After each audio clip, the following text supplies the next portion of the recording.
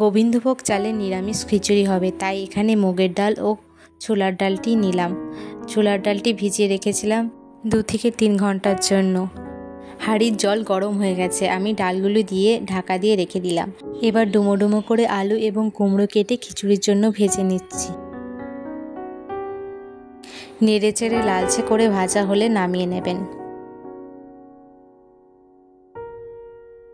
এদিকে ডালগুলো ফুটে উঠেছে, আমি একটা খুন্তির সাহায্যে নাড়িয়ে চাড়িয়ে দেখে নিলাম। ডালগুলি 50% সেদ্ধ হয়ে এলে আমি গোবিন্দভোগ চালটিকে ভালো করে ধুয়ে দিয়ে দেব হাঁড়িতে। পরিমাণ মতো নুন দিয়ে নেড়েচেড়ে কিছুক্ষণের জন্য ঢেকে রেখে দেব।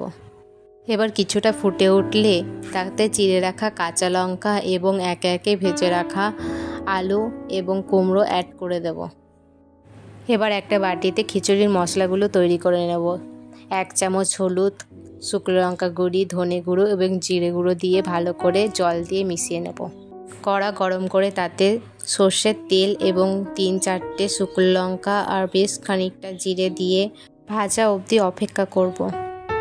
একে একে মশলাগুলি অ্যাড করব। আদা বাটা 2 চামচ এবং আগে থেকে মিশিয়ে রাখা মশলাগুলি অ্যাড করব। নেড়েচেড়ে ফুটিয়ে নেব যতক্ষণ না তেল ছেড়ে দেয় মশলা থেকে। তেল ছেড়ে দিলে একে একে মশলাটি অ্যাড করে নেব খিচুড়ির মধ্যে।